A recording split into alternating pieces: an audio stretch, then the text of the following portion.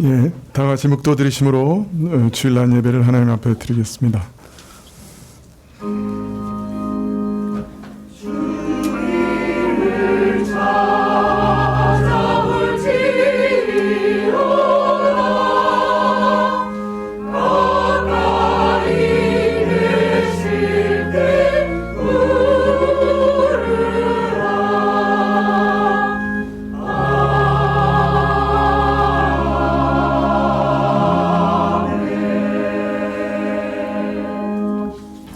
보라, 하나님은 나의 구원이시라. 내가 의뢰하고 두려움이 없으리니 주 여호와는 나의 힘이시요 나의 노래시며 나의 구원이심이라. 그러므로 너희가 기쁨으로 구원의 우물들에서 물을 기르리로다. 주님, 오늘도 참 험한 세상에서, 요동치는 세상에서 살다가 주 앞에 나왔습니다. 그러나 주 앞에 나오면 주께서 우리의 구원이시고 우리의 반석이시고 우리가 의뢰하고 두려워함이 없는 참으로 우리의 힘이신 것을 발견하게 됩니다. 주님, 이 한 시간 더욱 주의 은혜를 견고하게 믿게 하시고 또 이 한 주간 살아갈 힘을 얻게 하여 주옵소서. 저에게 믿음을 주시고 주님을 신뢰하는 신뢰를 저희에게 경고케 하여 주옵소서. 저희 죄를 주님께 고백드립니다. 저희 같은 죄인을 버리지 아니하시는 하나님을 다시금 기억하고 찬양하며 저희 죄를 토설하오니 저희 많은 죄를 사하시옵소서. 정결케 하시고 온전히 예배드리게 하옵소서. 예배의 시종을 주께 의탁할 때 예수님의 이름으로 기도합나이다. 아멘. 찬송가 7장 하나님께 드리시겠습니다.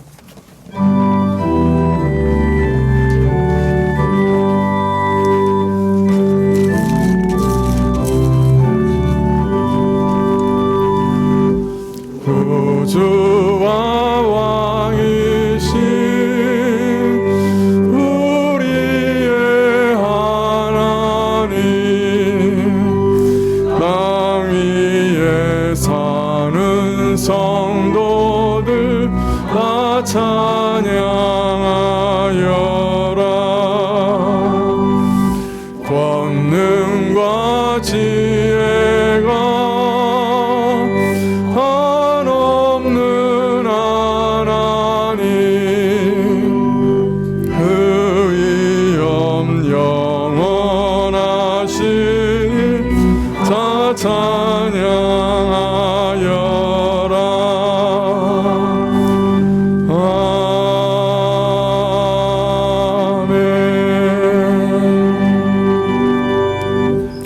교동민은 빌립보서 2장 1절부터 11절입니다. 빌립보서 2장 1절부터 11절, 신약 319쪽인데요. 한 절씩 교도하시죠. 그러므로 그리스도 안에 무슨 권면이나 사랑에 무슨 위로나 성령에 무슨 교제나 긍휼이나 자비가 있거든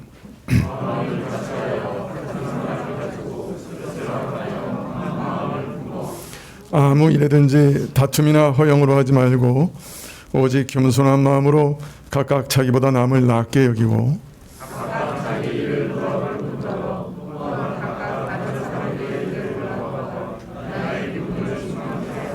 너희 안에 이 마음을 품으라. 곧 그리스도 예수의 마음이니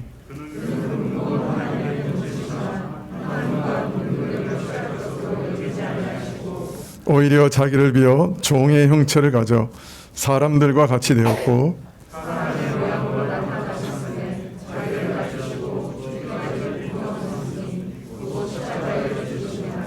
이러므로 하나님이 그를 지극히 높여 모든 이름 위에 뛰어난 이름을 주사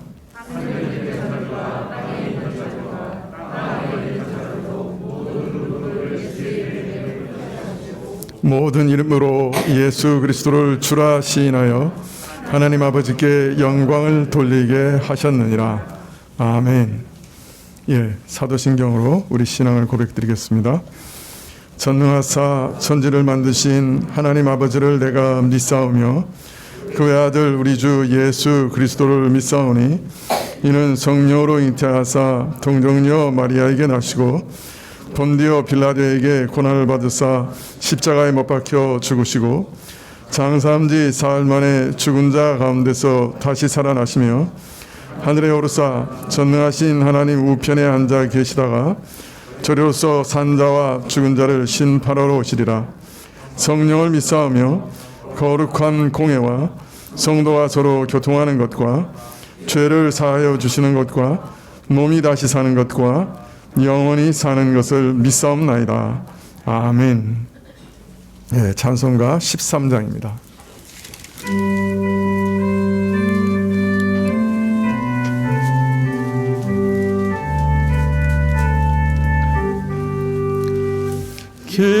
기뻐하며 경배하세 영광의 주 하나님 그 앞에서 우리 마음 피어나는 꽃 같아 죄와 슬픔 사라지고 근심 구름 거치니 변함없는 기쁨의 주 밝은 빛을 주시네. 땅과 하늘 만물들이 주의 솜씨 빛내고 별과 천사 노랫소리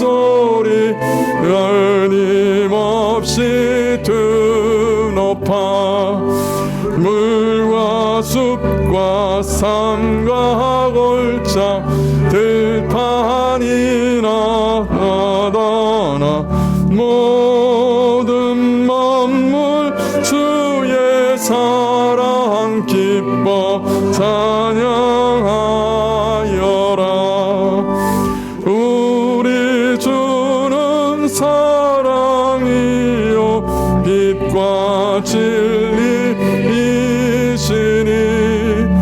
삶이 이쁜 샘이 되어 바닥처럼 넘치네.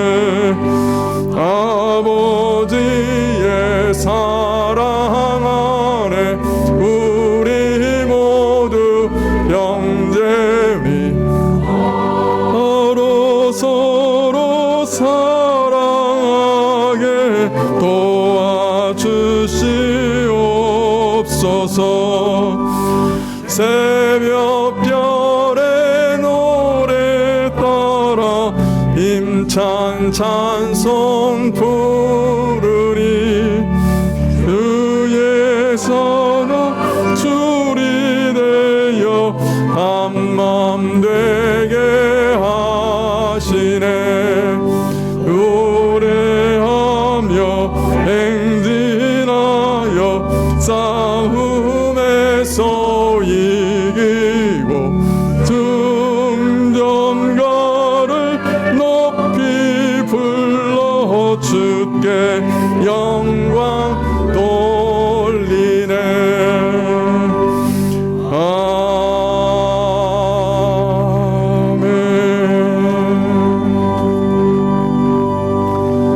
예, 광고 말씀 봐주십시오. 예, 오늘 오후 예배 후에 임시 당회가 있겠습니다.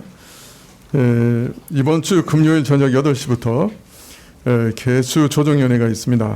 우리 각부 부서장님과 차장님들 기억하시고 저녁 8시까지 교회로 오시면 좋겠습니다. 금요일 저녁 8시부터 내년도 예산 책정하는 개수 조정위원회가 있겠습니다. 다음 주일 낮예배 후에는 연말 예결산 재직회가 있겠습니다. 그리고 다음 주일 오후 예배 시에는 통합구역 모임을 갖겠습니다. 12월 11일 주일 낮예배 후에는 연말 공동의회가 있겠습니다. 우리 모든 성도님들 기억해 주시면 좋겠습니다. 그리고 봉사부에서 광고가 있는데요. 우리가 이 밑에 쓰레기를 버릴 때 2층에서 분리수거 규칙을 이렇게 철저히 이행해 주시기를 바란다고 광고가 왔습니다. 그거 막 섞어 놓으시면 누군가 한 사람은 또 나중에 다 꺼내가지고 일일이 분류를 하셔야 되거든요. 그러니까 버리실 때 조금 그 쓰레기통에 이렇게 기록된 대로 분리해서 버려주시면 좋겠습니다. 지금까지는 2층 정수기를 조금 이렇게 저희가 새롭게 하느라고 물을 사서 드렸는데요. 이제 2층 정수기를 완전히 이렇게 새롭게 고치고 좋은 정수기로 바꿨습니다. 그래서 정수기를 많이 이용해 주시면 좋겠습니다. 예, 우리 정우 장로님, 우리 대표에서 기도해 주시겠습니다.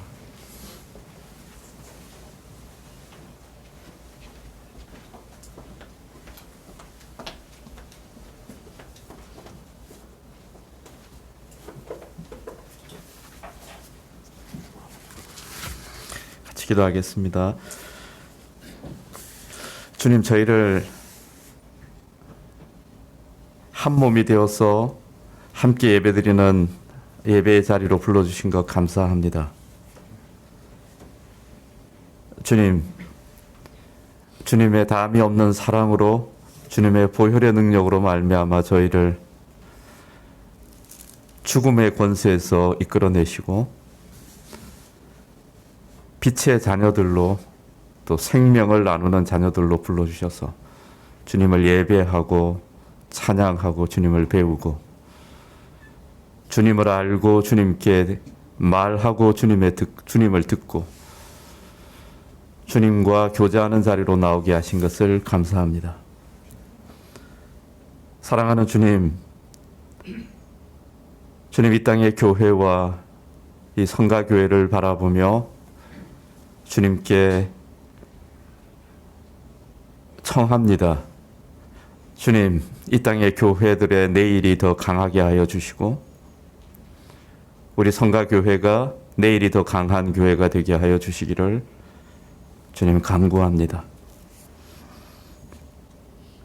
주님, 생명의 역사가 넘쳐났소. 우리 가운데 믿음으로 말미암아 믿음에 이르는 일들이 풍성하게 드러나게 하여 주시고 주님, 각 가정마다 믿음의 선한 싸움을 잘 싸우고 그 풍성한 은혜의 역사가 계속 이어질 수 있도록 주님께서 인도하여 주시기를 소원합니다. 주님, 가정마다 있는 다른 사람들은 잘 알지 못하는 모든 어려움과 시험들이 주님의 보혈과 부활의 권능으로 말미암아 조금씩 회복되는 생명의 역사로 주님, 회복되고 강건하게 하여 주시기를 소원합니다. 주님, 가정마다 주님 이기게 하여 주시고 믿음의 은혜가 충만하게 하여 주시기를 주님 간절히 소원합니다. 기도하는 아버지와 기도하는 어머니의 무릎과 그 가슴을 주님께서 붙들어 주셔서 주님, 하나님 앞에 담대하고 당당하게 나아갈 수 있도록 주님, 기도의 영을 부어주시고 믿음을 주시기를 소원합니다. 주님, 이 교회에 속한 한 사람 한 사람이 내일 주님을 더 사랑하게 하여 주시고 내일 주님을 더 알게 하여 주시고 더 온전히 경배하는 소망을 갖게 하여 주시기를 소원합니다.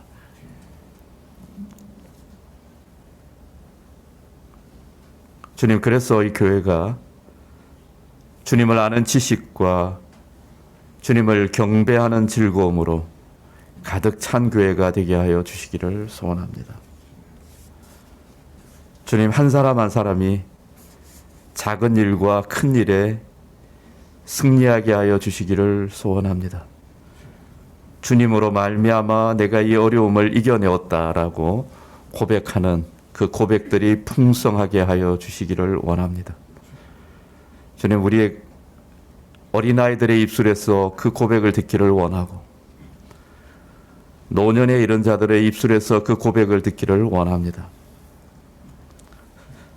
주님, 저희가 주님을 예배하는 법을 배울 수 있도록 주님 저희 가운데 지식을 허락하여 주시고 찾아와 주시기를 간절히 소원합니다.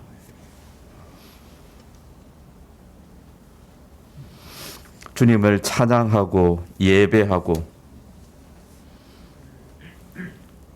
주님을 아는 그 귀한 복을 주님 이 교회 가운데 풍성히 허락하여 주시기를 소원합니다.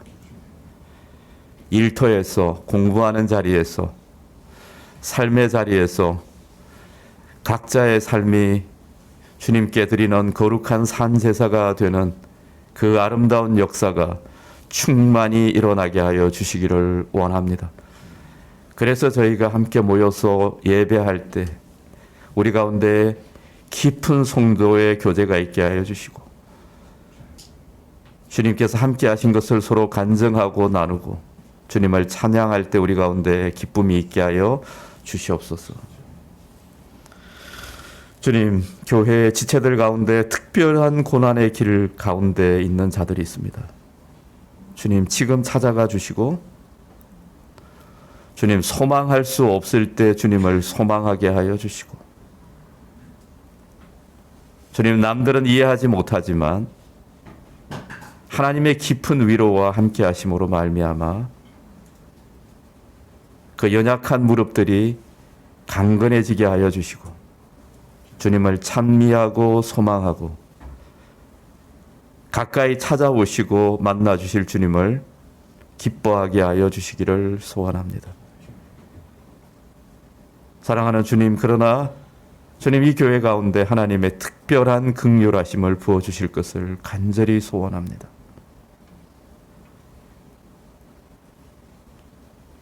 주님, 위로의 영으로 함께 하여 주시고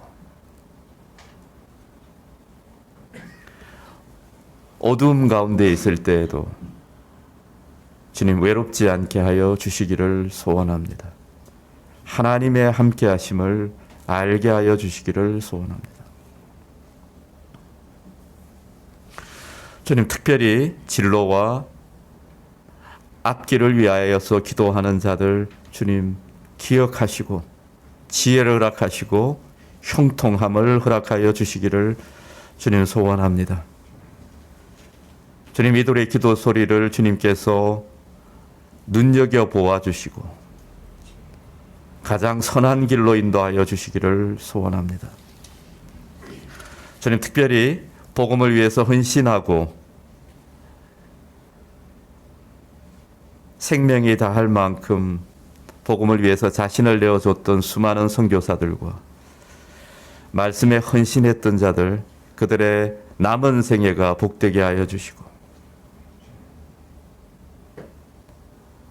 하나님께서 기쁨으로 안아주시는 그 기쁨 가운데 남은 사역들을 잘 감당할 수 있도록 주님께서 인도하여 주시고 지금도 처처에 흩어져 있는 수많은 선교사님들 주님께서 붙들어 주시고 기쁨으로 충만케 하여 주시고 하나님께서 함께 하시는 그 임재의 영광으로 말미암아 충만한 자들이 되게 하여 주시기를 소원합니다. 주님, 저희가 예배로 모일 때 하나님의 함께 하심과 하나님의 말씀을 기대합니다. 주님, 오늘 저희를 만나 주시고 저희에게 말씀하여 주시기를 소원합니다. 교회에서 사역하는 모든 사역자들 가운데 기쁨이 충만하게 하여 주시고 주님, 이 예배 가운데 주님의 임재와 기쁨이 충만하게 하여 주시옵소서. 예수 그리스도의 이름으로 기도합니다.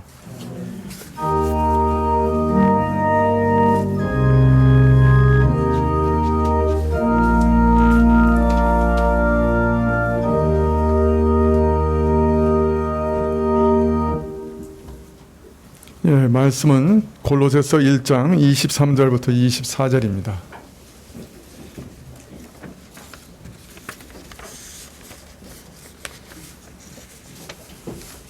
골로새서 1장 23절부터 24절.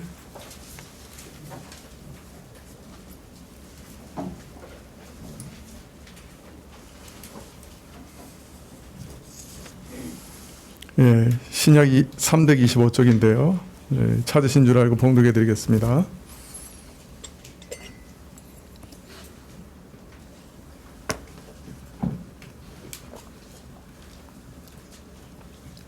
만일 너희가 믿음에 거하고 터 위에 굳게 서서 너희 들은 바 복음의 소망에서 흔들리지 아니하면 그리하리라.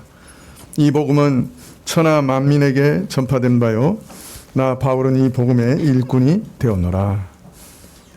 아멘.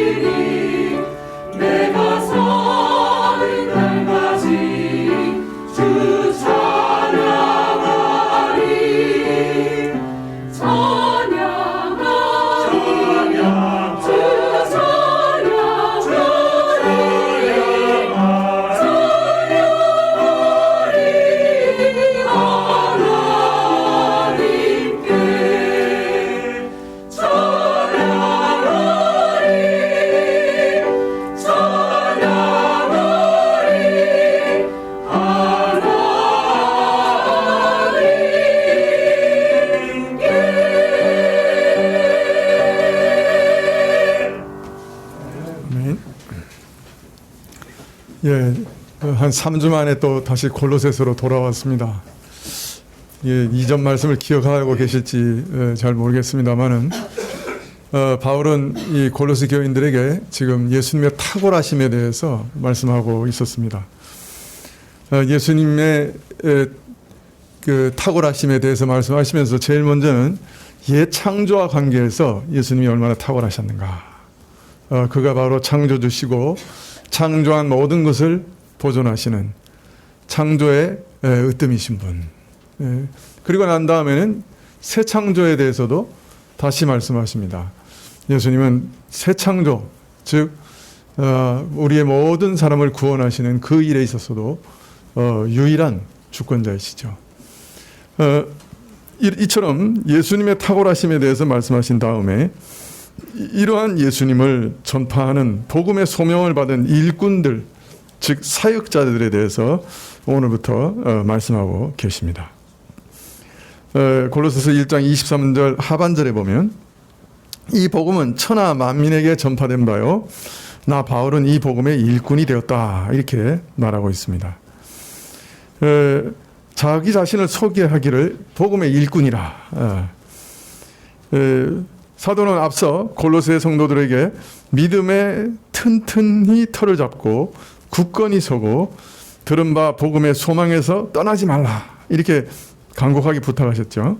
그런데 이 믿음이라는 것은 바로 오직 전파된 하나님의 복음을 들을 때만 생기는 것이에요.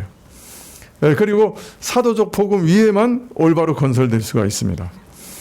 그러므로 이 복음 전파는 죄인들을 구원하시는 유일한 방법이에요. 또 구원받은 자들을 든든한 기초 위에 세우는 것도 바로 이 복음의 말씀이죠. 따라서 복음은 우리 신자들을 만들고 또 신자들을 건설해 가고 성장케 하고 또 온전케 하는 유일한 길입니다. 그런데 이 복음은 누군가 전파하는 사람이 필요해요. 예, 전파하는 사람이 없으면 들을 수가 없어요. 그래서 바울은 바로 이 복음을 전파하는 일꾼으로 자신이 세워졌다. 그렇게 고백하고 있습니다. 그리고 지금 이러한 전파하는 사람들로 인해서 천하 만국에, 천하 만민에게 지금 이 복음이 전파되고 있다. 참 놀라운 말씀이죠. 지금까지는 이 유대인들에게 딱 한정돼서 이 복음이 알려졌죠. 근데 이제 이것이 개방됐어요. 이제 이것이 천하 만민에게 개방됐어요. 누구에게나 전파될 수 있게 개방됐어요. 그래서 이제 도시에도 촌락에도 남녀, 노소, 인종과 관계없이 자유자나 노예자나 그것과 관계없이 지중해 연안의 모든 사람들에게 이 복음이 천하 만민에게 열려 전파되고 있는 것이죠. 이처럼 자신을 복음의 일꾼으로 소개한 바울은 이 일꾼으로서 해야 할 세 가지 역할에 대해서 이제 말씀을 하십니다. 이 일꾼은 도대체 뭘 하느냐? 이 세 가지 역할에 대해서 얘기하시죠. 근데 오늘 말씀은 그 첫 번째 역할에 대해서 알리고 있습니다. 24절에 내가 이제 너희를 위하여 받는 괴로움을 기뻐하고 그리스도의 남은 고난을 그의 몸된 교회를 위하여 내 육체에 채우노라. 자, 복음을 전파하는 일꾼의 첫 번째 일이 뭐냐? 역할이 뭐냐? 저 같으면 복음을 전파하는 거다. 비밀을 알리는 거다. 이렇게 얘기할 것 같은데 사도 바울은 아주 이상한 얘기를 하세요. 복음 전파를 하는 일꾼이 첫 번째 해야 되는 일이 뭐냐? 그것은 복음을 위해 받는 괴로움을 기뻐하는 거다. 이게 무슨 말이죠? 내가 이제 너희를 위하여 받는 괴로움을 기뻐하고 이렇게 얘기합니다. 일단 바울이 골로새 교인들을 향해서 내가 너희를 위해서 받는 고난이 있다 이렇게 얘기해요. 아니, 바울은 골로새 교인들을 한 번도 본 적이 없다 그랬죠. 그죠? 한 번도 만난 적이 없어요. 자, 그런데 저들을 위해서 고난을 받았다 하는 말은 좀 이상하게 들립니다. 그러나 바울에게 맡겨진 화목의 복음은 어느 한 교회에 국한된 것은 아니었어요. 바울의 사역은 그리스도의 몸된 교회 전체를 위한 것이었습니다. 복음 전도자로서 겪는 어려움과 환난, 고난 이건 모두가 천하 만민을 위한 것이고 모든 교회를 위한 것이었어요. 그리고 바울은 늘 모든 교회를 위해서 걱정하고 기도하고 하나님께 간구하고 있었습니다. 고린도전서 교회에 쓴 편지에도 보면 지금까지 복음을 위해 겪는 많은 어려움과 고난에 대해 알리면서 날마다 내 속에 눌리는 일이 있으니 곧 모든 교회를 위하여 염려하는 것이다 이렇게 얘기합니다. 즉 바울은 한 번도 본 적이 없는 골로새 교인이지만 저들을 위해 염려했고 저들을 위해 기도했고 그래서 저들을 위해서 고난당하고 있었던 것이죠. 자, 그런데 복음의 일꾼으로서 감당해야 할 첫 번째 역할에 대해서 가장 먼저 말씀하신 것이 괴로움과 고난이다 하는 사실은 매우 이채롭습니다. 왜 복음 전도의 소명에 대해서 말하면서 복음 선포나 가르침 이런 것이 아니라 가장 먼저 고난과 괴로움에 대해서 말할 수밖에 없었는가? 그것은 복음 전도에는 고난 없이는 이 일은 불가능하기 때문에 그렇습니다. 고난은 복음 전도자에게 처음부터 약속된 것이고 복음 전도자에게는 숙명과 같은 것입니다.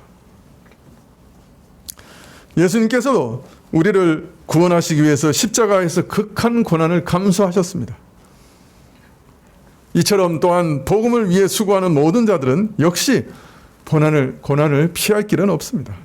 그래서 바울은 디모데후서 3장 12절에 무릇 그리스도 예수 안에서 경건하게 살고자 하는 자는 핍박을 받으리라 약속하셨고, 디모데후서 2장 3절에 보면 그리스도 예수의 좋은 군사로 나와 함께 고난을 받으라 하고 고난에 대해서 초청하고 있고, 또 디모데후서 4장 5절에 보면 모든 일에 근신하여 고난을 받으며 전도인의 일을 하라 이렇게 명령하셨습니다. 즉 전도인, 복음의 일꾼에게 있어서는 이 고난이라고 하는 것은 필수적인 것이에요. 제가 늘 기도하는 것 중에 하나가 우리 교회도 복음 전도하는 일꾼들이 좀 일어나게 해주십시오.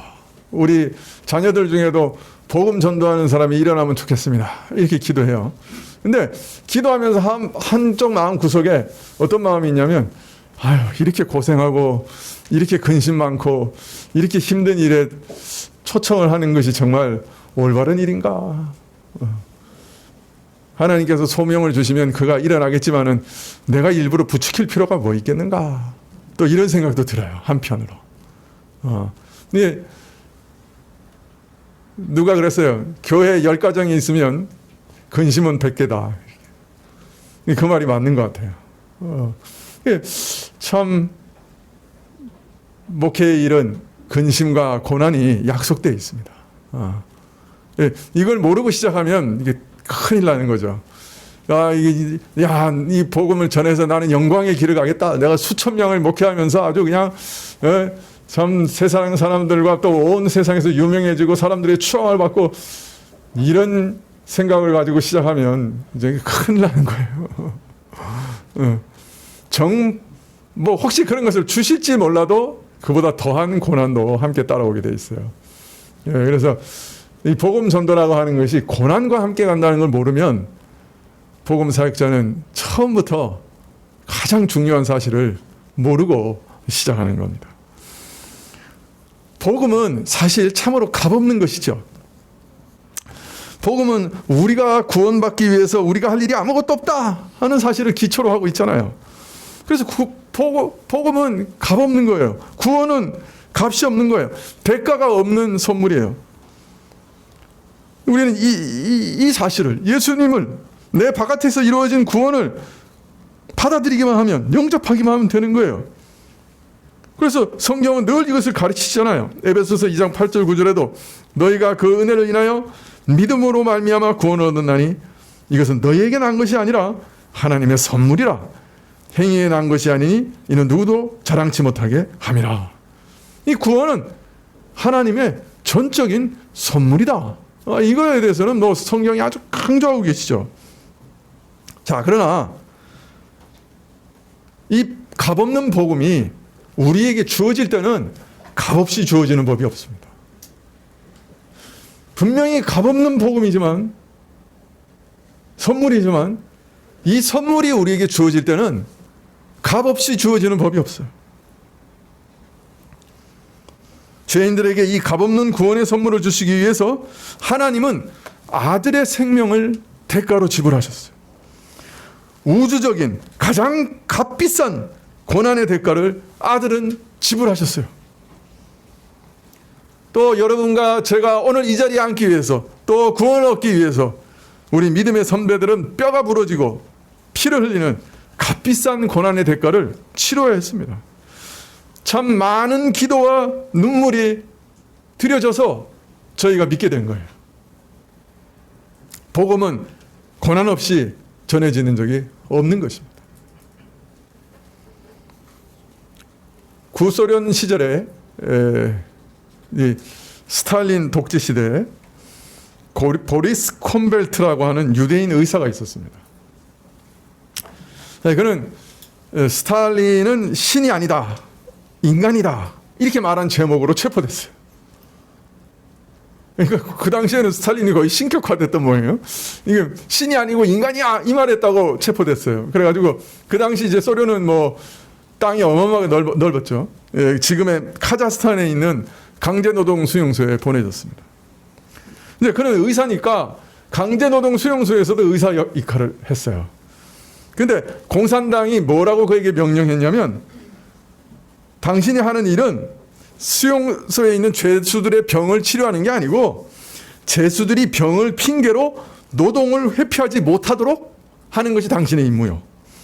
저들이 죽도록 일만 하다가 죽게 하는 일과 난치병 환자는 더 이상 목숨을 연명하지 말게, 즉 죽게 해서 식량과 경비를 절약하는 것이 당신의 역할이요. 이렇게 명령을 받은 거예요. 그 의사가 어떻게든 사람들을 노동에 내모는 일에만 열심으로 살라 이렇게 명령을 받은 거예요. 그래서 그는 죄수가 건강하든 아니든 웬만하면 의료카드에 건강하다고 적고 죄수들을 작업장에 보내는 거예요.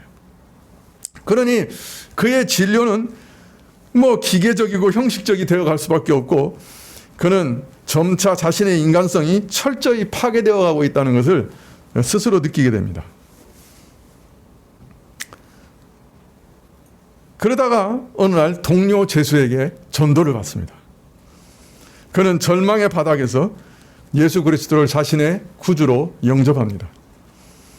그가 무릎을 꿇고 예수 그리스도를 영접하자 동료 죄수는 깜짝 놀랄 만한 얘기를 합니다.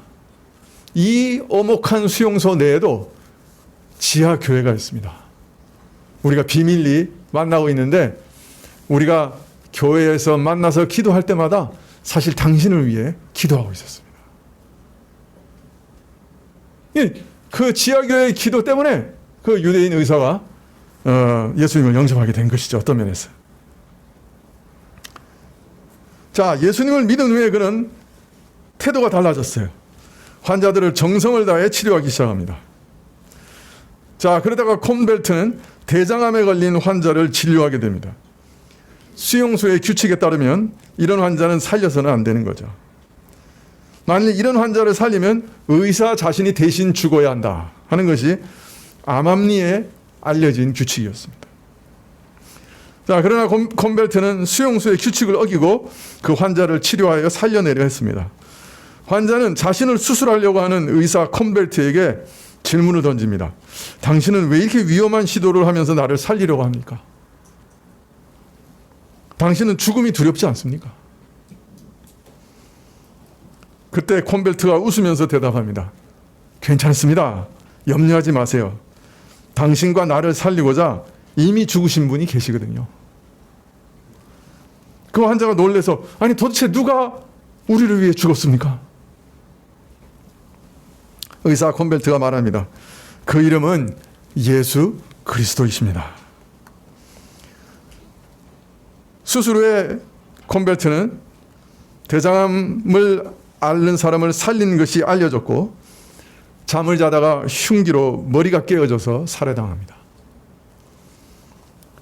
그가 살해된 소식을 들은 그 환자는 그때 의사가 전해준 복음을 상기하고 예수 그리스도를 영접합니다. 그리고 흐느끼며 고백합니다. 콤벨트, 이제 내 차례입니다. 이제는 내가 그 사랑을, 그 생명을 전하겠습니다. 그 환자 이름이 누구냐? 1970년대 노벨 문학상을 수상한 알렉산더 솔제니친이었습니다. 솔제니친은 이후 자신이 체험한 내용을 기록한 수용소 군도에서 콤벨트의 예언적인 말씀은 그의 지상에서의 마지막 유언이 되었지만은 그 말씀은 저에게 유산이 되었습니다. 이렇게 기록하고 있습니다. 나는 그가 전해준 유산을 결코 저버릴 수 없습니다. 이처럼 나를 살리기 위해 죽으신 구주를 전하기 위해 자신을 죽음에 내어준 수많은 사람들로 인해 오늘 우리가 이 복음을 전해 듣고 있는 것이죠.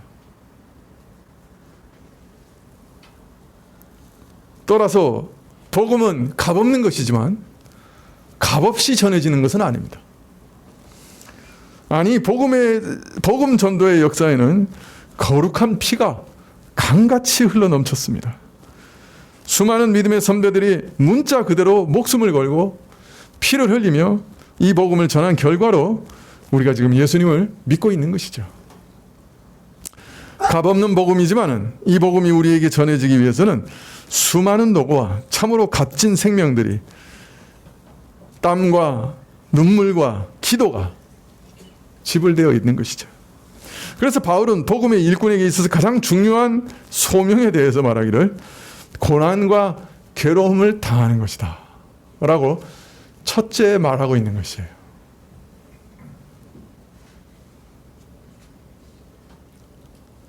우리 가운데 혹시, 우리 자녀들 가운데 혹시 고난과 괴로움을 감수하면서도 이 값진 복음을 혹 전하려고 하는 사람이 있다고 하면 얼마나 좋을까요? 왜냐하면 이거보다 더 영광스럽고 좋은 일은, 좋은 부르심은 없기 때문에 그렇습니다.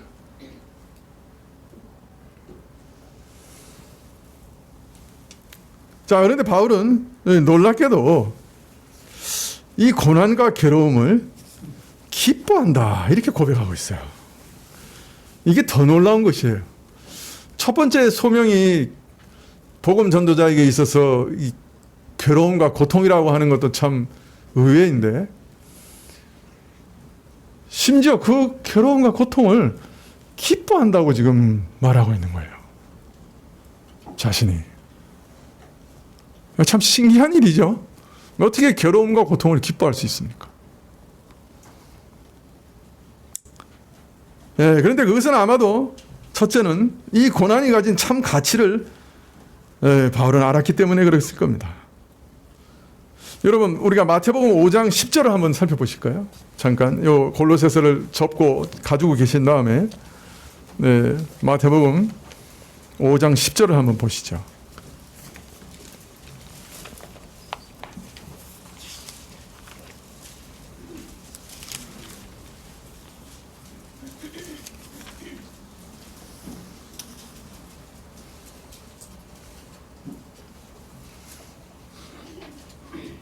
네, 5장 10절, 11절을 한번 다 같이 읽어볼까요?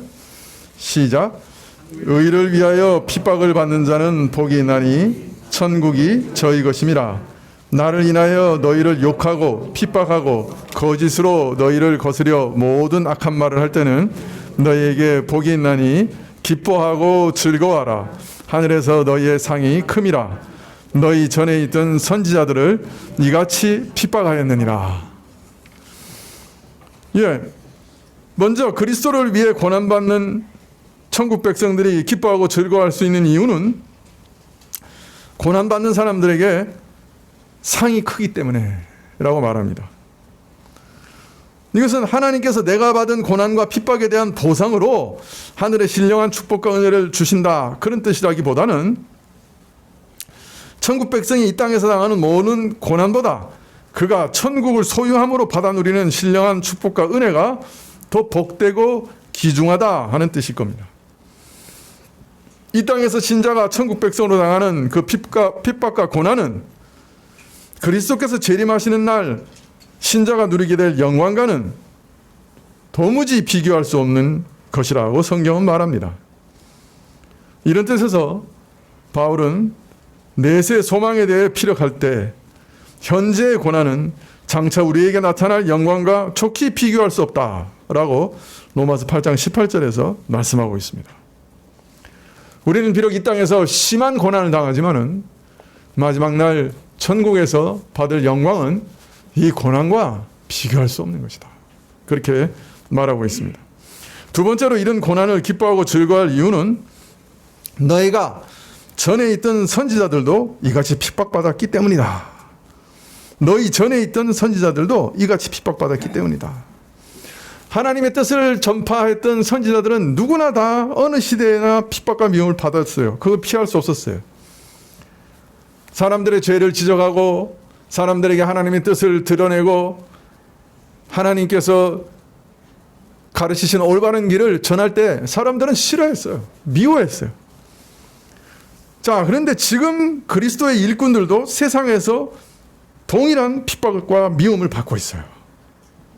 자, 그런데 이 그리스도의 일꾼들이 옛 선지자들과 동일하게 핍박을 받는다는 사실은 참 복된 일이라. 왜냐하면 그리스도의 일꾼들이 선지자들과 똑같은 핍박을 받는다는 것이 바로 이들이 선지자들과 한 부류에게 속한 증거다 하는 것이기 때문입니다. 이들이 선지자와 같은 부류다, 동류다. 그래서 선지자와 동일한 핍박을 받는 것이다. 그러므로 이들은 선지자들과 하나요, 동류요, 동일한 천국 백성이다 하는 것을 이 핍박이 강력하게 증거하고 있는 것이다.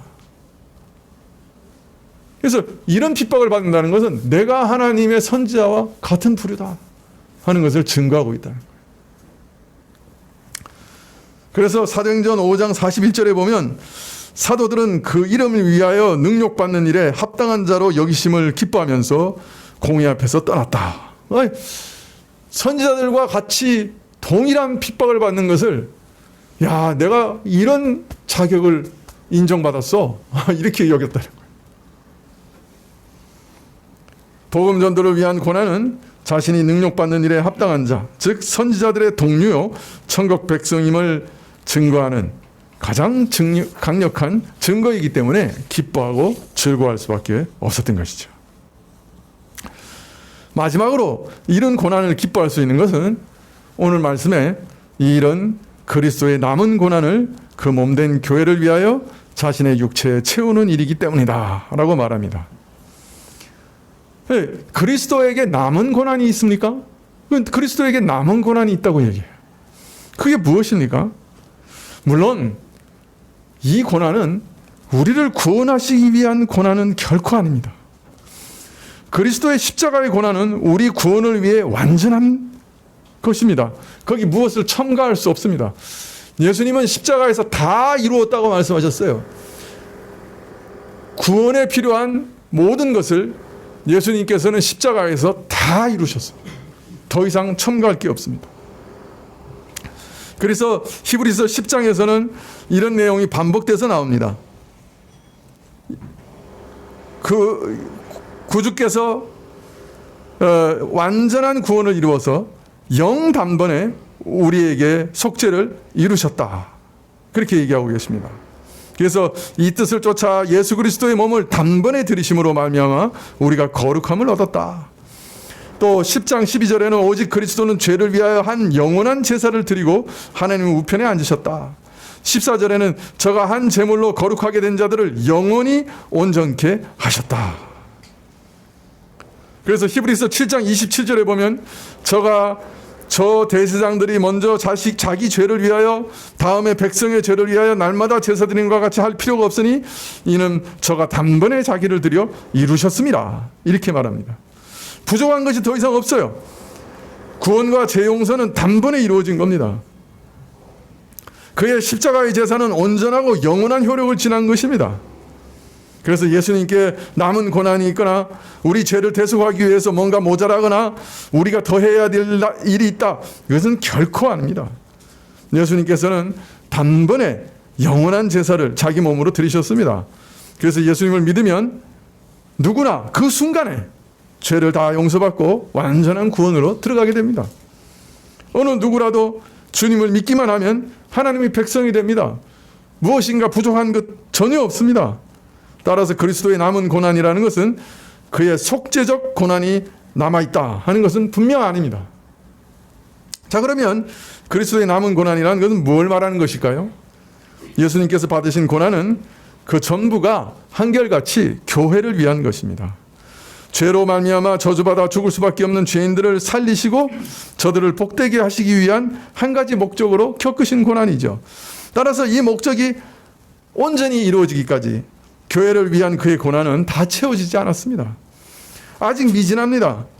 복음을 전하고 교회가 올바로 세워지고 사람들이 온전하게 천국에 이를 때까지 그리스도는 여전히 고난받고 계시고 또 그 일을 위해서 일꾼들도 여전히 고난을 채우고 있습니다.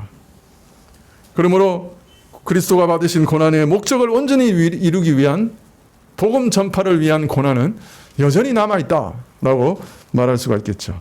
그러나 그리스도의 남은 고난이라는 말에는 더 깊은 의미가 들어있습니다. 사실 그것은 바울이 체험한 일에서 드러납니다. 바울은 예수님 믿기 전에 믿는 사람들 잡아 죽였어요.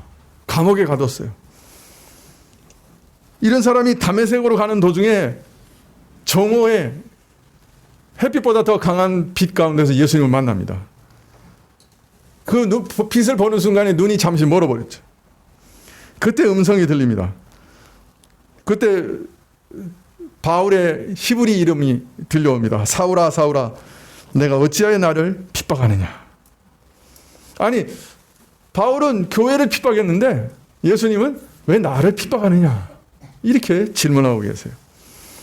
교회는 그리스도와 온전히 연합되어 있기 때문에 신자들은 믿을 때 성령 안에서 그리스도와 연합되었기 때문에 교회가 받는 핍박은 바로 그리스도께서 받는 핍박이에요.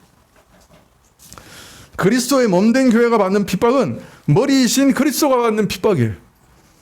이런 의미에서 이런 유기적인 연합으로 인해 복음 전도를 위한 일꾼들이 받는 모든 고난은 그리스도가 친히 받는 고난이 되고 그리스도의 남은 고난이 될 수 있는 것이죠. 여러분 참으로 놀랍죠? 내가 받는 고난을 그리스도께서 내가 받는 것이라고 인정하시고 참 내 육체 매일 죄만 채우던 이 육체가 믿기 전에는 이 몸을 통해서 더러운 일만 하던 자가 방탕하고 추하고 더럽게 살았던 자가 그 몸을 사용해서 그리스도의 일을 하고 그리스도와 함께 고난을 받는 것 얼마나 놀라운 일입니까?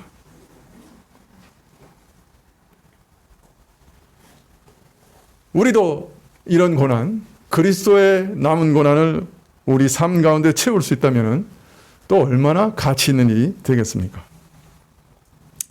바울은 교회를 위해 근심하고 기도하는 일을 그리스도의 남은 고난을 자기 육체에 채우는 일이라고 밝히고 있습니다. 우리가 금요일마다 나와서 교회 교우들의 어려운 사정 들으면 사실 우리 마음도 힘들고 무겁습니다.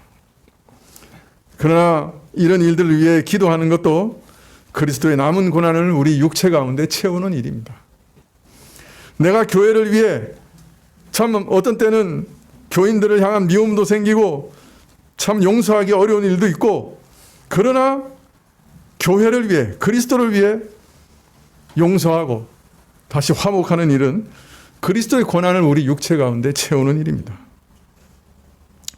무슨 결정을 하더라도 나 자신의 유익을 위해 하지 않고 교회의 유익을 위해서 어떻게 하면 교회가 유익할까? 어떻게 하면 교회가 평안할까? 이런 목적으로 모든 것을 결정할 때 그 모든 고난도 그리스도의 남은 고난을 채우는 일이라고 생각합니다. 내가 복음을 전하기 위해서 수고하고 기도하고 애쓰고 복음 전하는 것 그러다가 혹 수치를 당할 수도 있는 것 그것이 바로 그리스도의 남은 고난을 내 육체에 채우는 일이라 이렇게 하나님은 여겨주실 겁니다. 여러분 이 일은 참으로 가치 있는 일입니다. 이것은 또한 큰 상과 영광이 약속된 일입니다.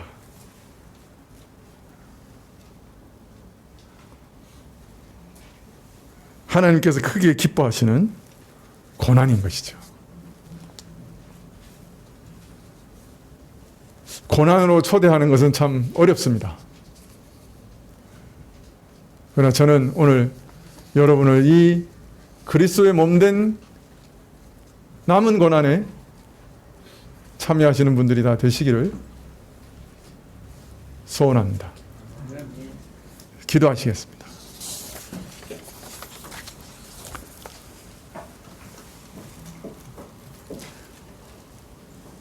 그리스도께서 교회를 위해 죽으신 것 같이 저희도 교회를 위해 죽을 수 있는 놀라운 은혜를 허락해 주십시오.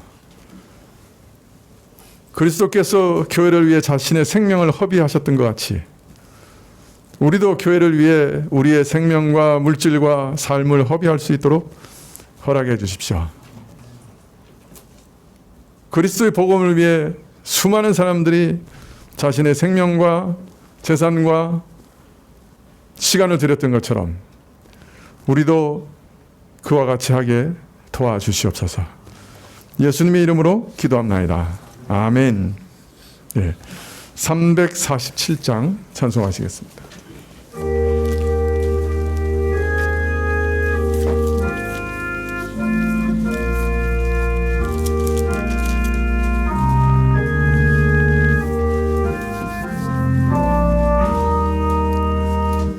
겸손히 주를 섬길 때 괴로운 일이 많으나 구주여 내게 힘 주사 잘 감당하게 하소서. 인자한 말을 가지고 사람을 감화시키며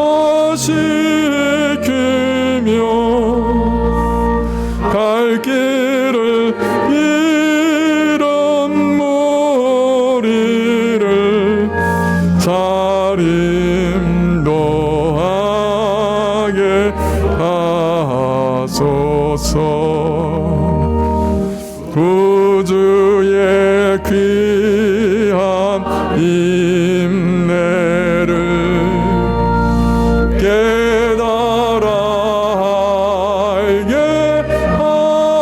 하시고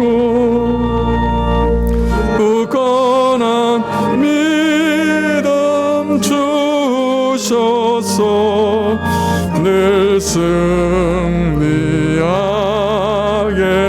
하소서.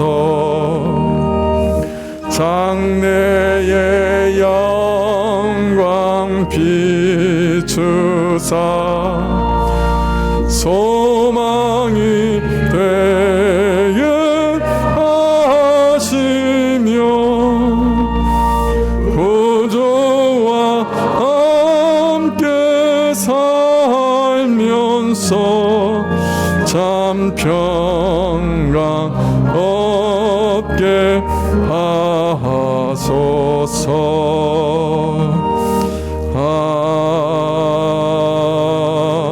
아멘.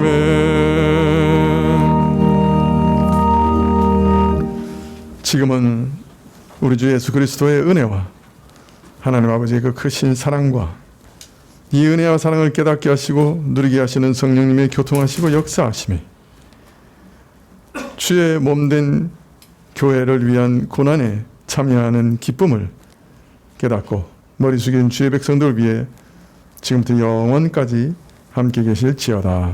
아멘.